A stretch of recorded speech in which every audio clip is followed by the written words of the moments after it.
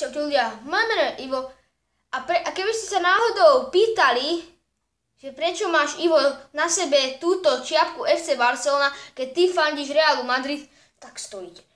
O tomto bude celé toto video. Takže čaute ľudia, moje meno je Ivo a toto je môj historický prvý vlog, ktorý som chcel natočiť dneska. Takže dneska sa tu porozprávame o tom, čo som robil včera. Včera sme išli na zápas do Žiaru nad Hronom.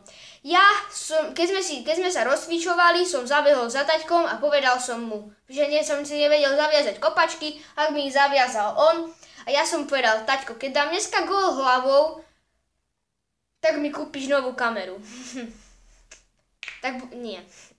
Tak budem fandiť Barcelone. Samozrejme, že ja som ten gól nejak privolal, dal som ho nejakou čistou náhodou, ani neviem ako, spadlo mi loptu na hlavu a to spadlo do brány.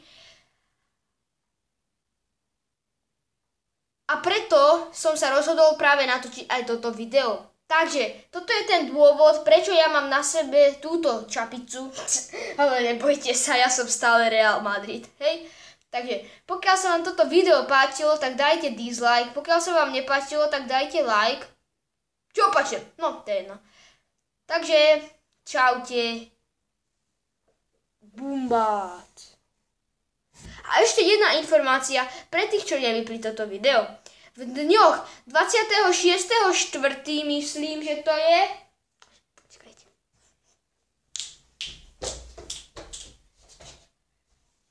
V dňoch... Nie. 24. nie.